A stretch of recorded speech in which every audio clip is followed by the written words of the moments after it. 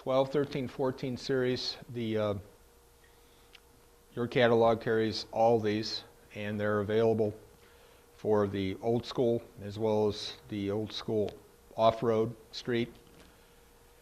And on our website, if you go to the product literature section and click on the spring specification icon, there'll be a 25, I think now it's a 27-page long document because we recently updated it with new product fitments. You can mix and match your own shock. If you know what your damper or free length should be, the application free length and compressed length are, you can get a damper and a coil spring to fit most any desire you have on there. Plus, what's also nice is all our dampers, all our springs are on there, and their ratings, what their free lengths are, compressed lengths are, their spring rates are if it's a coil spring. So you can use that as a tool with your customer if there's a question whether the product is performing correctly, whether it's warrantyable. It has that level of detail for you to help you either say, yep, it's got to be warranted, or nope, sorry, it's something else. Front fork springs, we really now have 3 options available to you. Standard height replacement is a progressive rate spring, lifetime warranty. Again, the lengths for all these are on the web. If it changes more than a 1/4 inch from what the original length is, we stand behind it, we'll replace it, no charge for you. Kit, I now call the traditional lowering kit, is what you see here. Comes with the spacers that go beneath the dampening rod. So this involves separating lower leg from the main tube, pulling the dampening rod out, putting either 1 set or 2 set in, depending if you want 1 or 2 inches of lowered right height up front, then a new seal, new oil, reassemble it. It's pretty labor intense. But for those that want to keep the bike level where it's at, if they've slammed the rear, you certainly want to lower the front equally. That's a tool now that's available for them.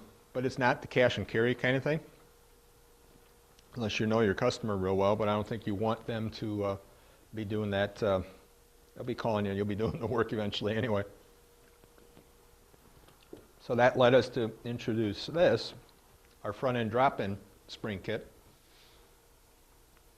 which little story, depending on model of course, but say you've got someone who has a Sportster and they want to lower the rear because they have a short inseam, or it's a gal just new to riding, she wants to feel comfortable with her feet on the ground. Excuse me. So you lower the rear, and you know they've been one of those tech savvy on the forums. Oh, it says if you lower the back an inch, you got to lower the front an inch. Yeah, you should. Not mandatory. We all know that. So now that customer says, okay, I want these shocks. These are an inch lower for my bike. I want those. What do you got for the front? And so you get them that traditional kit, let's say. Say, okay, how much is that? Oh, that's $100. Oh, that's not bad. What's it cost to install? Okay, you know where I'm going with that. So chances are that not only will you possibly lose that front spring sale, but now all of a sudden this goes back on the shelf because they're saying, oh man, I'm not doing the rear without doing the front, and I can't afford the front. So this now kind of helps you salvage that sale. Excuse me. So now you got that guy or gal that wants to lower the rear, and now they also want to do the front. For $10 more for the kit, again, depending on, like it's a Sportster or Dyna where you can easily get to the fork tube plug, this is a no-brainer. They could safely do it themselves. Because now all you do, those 2 models, let's use as an example, you lift the front end up slightly to take the load off, take the fork tube plug out, take the stock spring out, drop this shorter mainspring, a compensator spring, which is something along this line, very soft spring, a preload spacer like you normally would have in there, excuse me, put fork tube plug back in, say that 3 times real fast, and then lower the bike back down.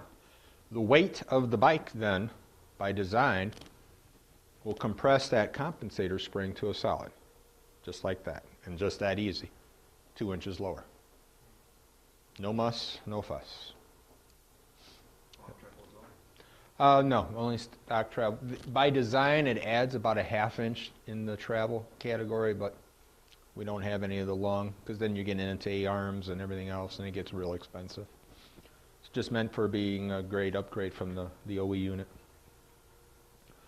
Got a whole lineup of ATV shocks.